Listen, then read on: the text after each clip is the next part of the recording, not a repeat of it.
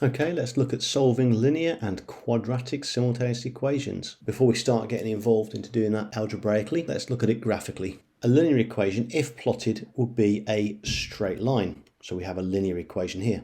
A quadratic equation, if plotted, would be a curved graph, also called a parabola. When we're solving these algebraically or graphically, what we're actually looking for is where the quadratic crosses the linear. So if I put these together, our solutions in this case would be here because the graphs cross at this point, and they would be here. So in this case we'd have x1 and y1, and in this case down here we would have x2 and y2. So when we're talking about solving linear and quadratic equations, we're talking about where they cross. Right, let's get into this. We're going to solve these simultaneous equations. One is linear, one is quadratic. I've written the steps down here to make life a little bit easier. We're going to follow those. So step one, substitute the linear equation into the quadratic. So we need to place this into here. We can either replace the y or we can replace the x. Doesn't matter which. In this case, I'm going to subtract x from both sides. So I end up with y is equal to 3 minus x. Now I substitute that value of y into there, so I have 3 minus x equals all of that. So now we are looking at step 2. We need to make the quadratic equal 0. So I'm going to subtract 3 from both sides, and I'm going to add x to both sides. If I do that, this side will be 0. I'm going to replace that and put it over here rather than in front of it, and this becomes x squared plus 5x plus 6.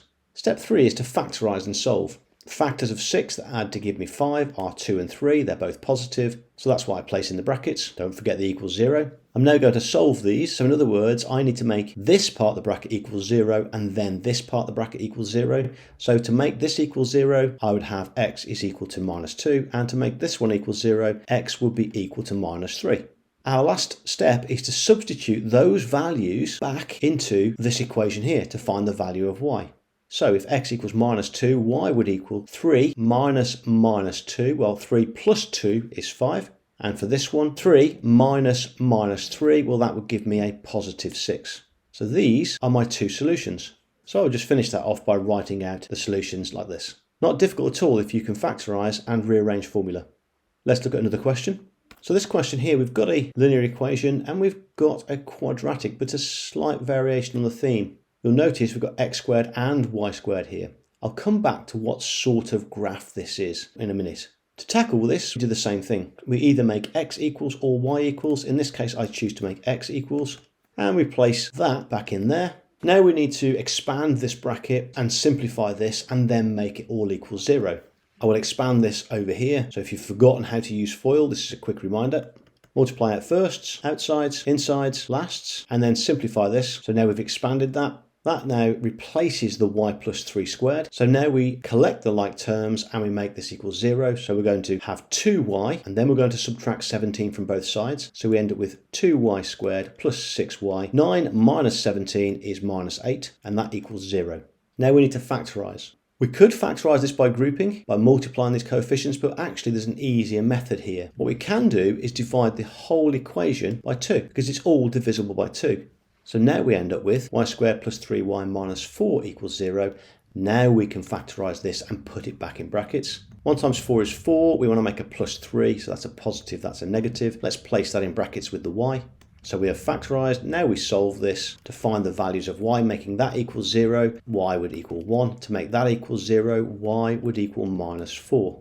Last step is to substitute those values back into that equation there. Therefore it's 4, and this one x is equal to minus 4 plus 3 is minus 1. Again, they are our solutions.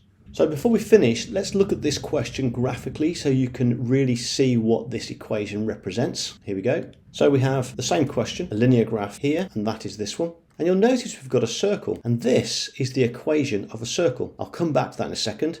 Let's just show the solution here. So the solution is where the circle and the line cross. So in our case, that was x equals 1, y equals 4, and this one was x equals minus 4 and y equals minus 1. So just to finish, the equation of a circle is just x squared plus y squared is equal to r squared, that's the radius squared, and this is centered around the origin. So in this case, we can see that the radius squared is 17, therefore the radius of this circle would be the square root of 17. Okay, that's it. Solving linear and quadratic simultaneous equations.